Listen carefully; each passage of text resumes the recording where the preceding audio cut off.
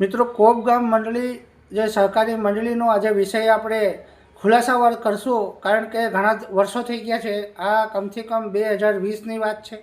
2020 સુધીથી આજ સુધી પણ કોઈ પણ ખુલાસો કરતા નથી. કોઈ પણ રાજકીય વ્યક્તિ આની અંદર કોઈ પણ રસ લેતા નથી.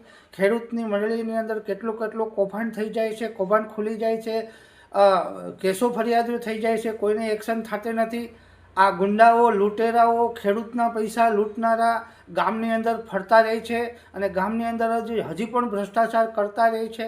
આવા લોકોને પકડવામાં નથી આવતા. આની ઉપર કેસ નથી થતો. આને પોલીસ બચાવે છે, આને પ્રશાસન બચાવે છે, આને કોઈ પણ બેંકના મેનેજરો બધા બચાવે છે, આને મંડળીના મોટા મોટા અધિકારીઓ જે જિલ્લા રજિસ્ટર હોય છે, જિલ્લા રજિસ્ટર ગોહિલ હોય છે. આ જુનાગઢ જિલ્લા સહકારી બેંકને જે એનો જે જિલ્લા રજિસ્ટર છે એ પીપળી ગામનો છે. એ પોતે જ સમજી લો કે ભ્રષ્ટાચાર બધા હળીમળીને કરતા હોય. એણે કેટલા મંત્રીઓને, મંડળીના મંત્રીઓને બચાવ્યા છે. તમે વિચાર કરજો મિત્રો કે 2020ની આજ સુધી પણ કોઈ કેસનો કોઈનો પણ ખુલાસો આવ્યો નથી.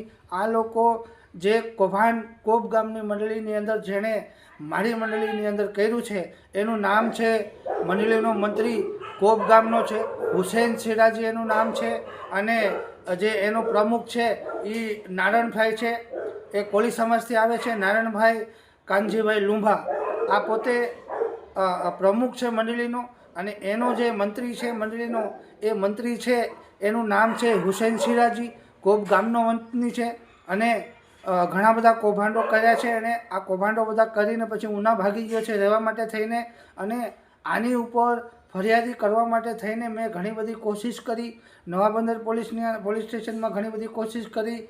કોઈ પણ જાતનો કંઈ પણ એક્શન લેવામાં ન આવી.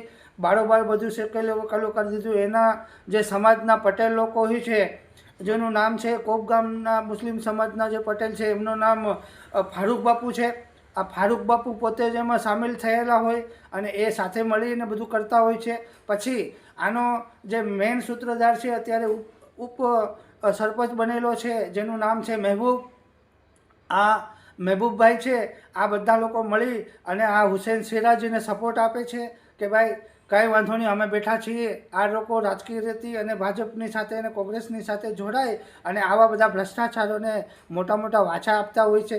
તો આ હુસૈન સિરાજી માટે થઈને અને આ જે ગામનો જે મંડળીનો પ્રમુખ છે, આ નારણભાઈ કાનજીભાઈ લુંભા, આ નારણભાઈ કાનજીભાઈ લુંભા ઉપર પણ પોલીસ કમ્પ્લેન્ટ થયેલી છે, પણ પોલીસ કમ્પ્લેન્ટ લીધી નથી. આ કેસ કોર્ટમાં જયેલો છે, મુખ્યમંત્રી સુધી પહોંચેલો. આ બધાએ કાગળિયાની ફાઇલો પિન ટુ પિન મારી પાસે પડેલી છે. અમે લોકો